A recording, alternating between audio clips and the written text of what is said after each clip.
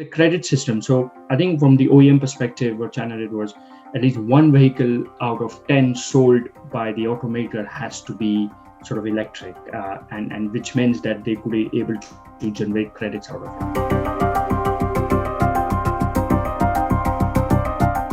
Our neighbors, China, have is one of the leaders in EV adoption, and then in Europe, you got Norway, is considered to be the epitome of EV adoption. So some of the learnings from even UK as a country is trying to learn from China and from Norway and from California. What are the things they've got it right, and India should do that as well.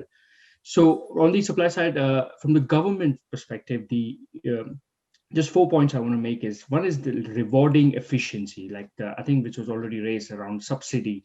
Subsidy should be greater for higher range vehicles because they are the biggest polluter of the road. And what China did that very successfully, where they slashed subsidy for lower range model because and kind of increased it for the high range model. For So that was one. Secondly is the ecosystem approach, like having an extensive support ecosystem around making sure the business case is still valid. People who are putting in infrastructure are still able to monetize it, because eventually if you're not if as businesses you're not able to monetize it or make a business out of it, then really it's a failed case.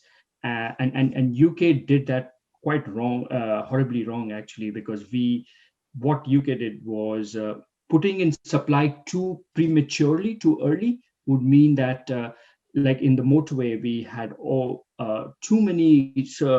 I think 5 years back they started implementing the super high charges, rapid charges, when the demand was not yet mature, which meant now there's a now a bill about over 100 million of investment is required in order to replace all of those charges, because they are a not working, b they are outdated, and the plugs and have moved from obviously to CCS and other things.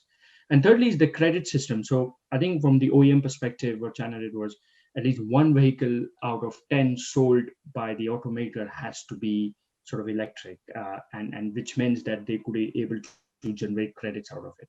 And lastly is the city restriction, being able to sort of restrict. So cities like Beijing and Shanghai, and even in London now, there's emission zone and low emission zones. I know India and Bombay and Delhi are talking about it, but yeah, harder to implement.